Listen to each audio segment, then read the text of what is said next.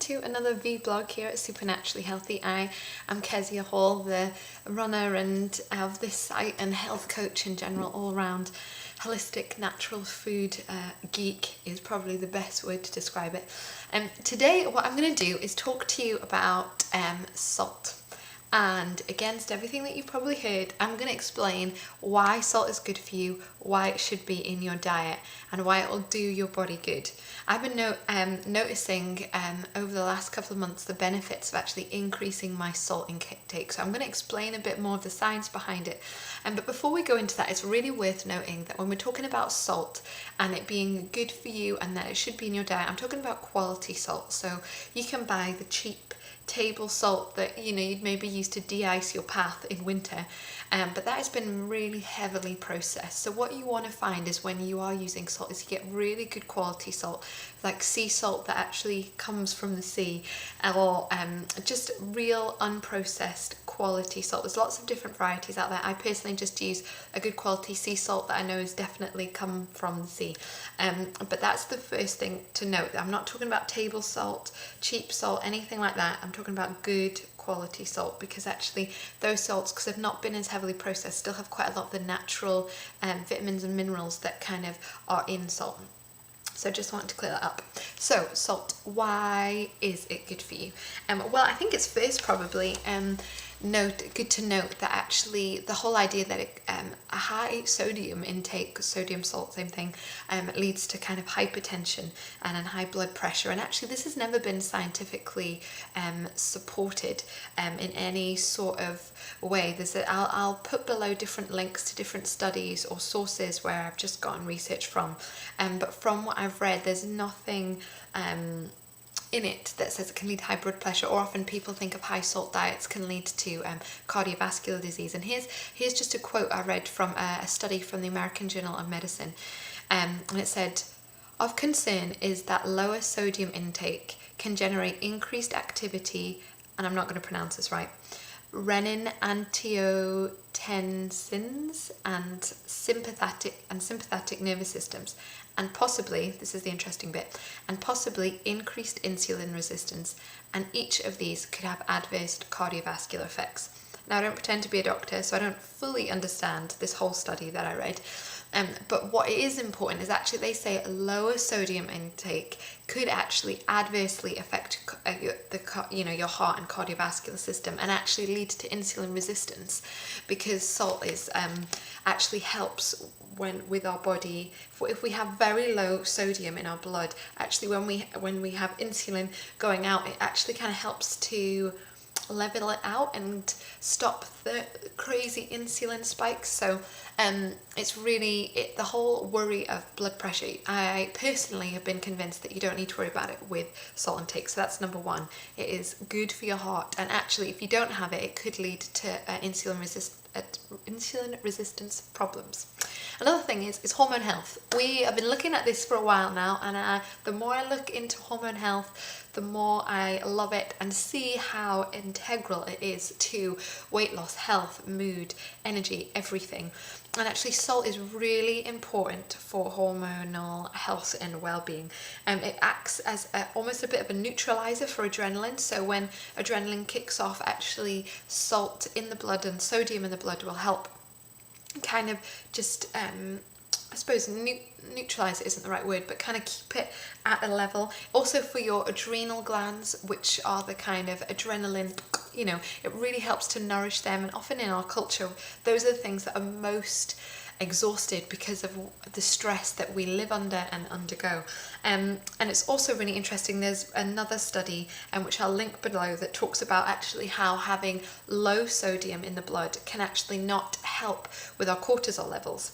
So this cortisol often is a bit of a stress hormone that we often have far too much of. So our natural rhythm should be we wake up with actually relatively high levels of cortisol, and then as the day goes on it decreases, and then by night time our cortisol levels are lower, so that actually we're ready for bed, because it's almost like the energy hormone in a basic way, that gets us going. But what actually happens in our culture so often with stress and eating and caffeine and having like a million espressos a day or whatever, is we can actually reverse that, and we can end up waking up sluggish, needing about 3 or 4 coffees to get us going, and then in the evening we are buzzing, often because our cortisol levels are just all over the place because of different lifestyle factors.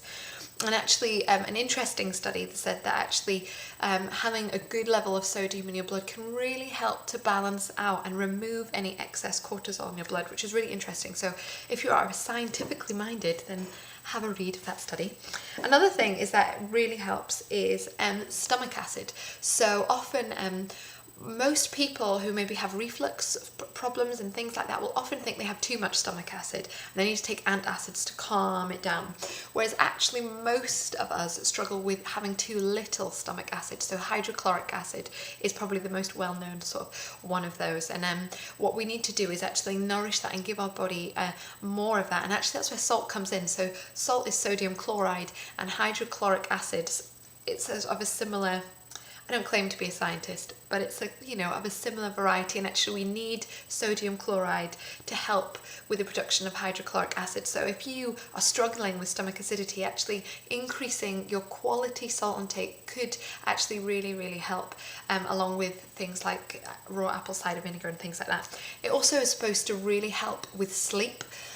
So in terms of helping, because mainly again it kind of calms all those kind of energy, stress hormones, adrenaline, cortisol, all that kind of stuff. Actually, it really helps with the neutralizing there. And so it's worth retrying if you're struggling with sleep. And lastly, it really also helps with weight loss, mainly because it really feeds the hormones. And actually, if your hormones are healthy and balanced, you will find that actually you are at a really good weight. And it also helps with your with nourishing all the kind of hormones and all the different things that will actually help you to kind of get at a healthy weight. So it's really worth doing it. And I'll just see on my notes if there's anything else.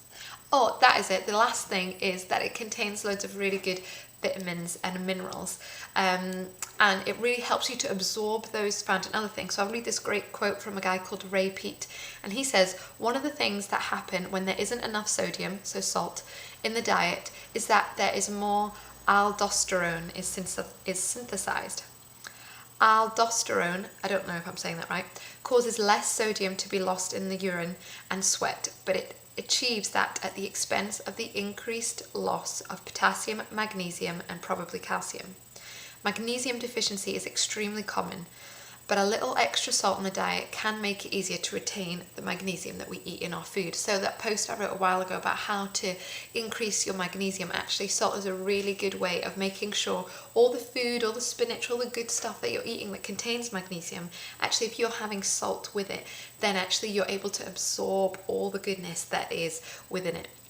So just to recap, salt is really good for your hormone health. So your thyroids, your adrenals, and bringing a balance there. It also helps to neutralize adrenaline and stress hormones like cortisol. Actually helps to kind of extract and balance out uneven cortisol levels, which can lead to all sorts of health problems, and especially things like weight gain.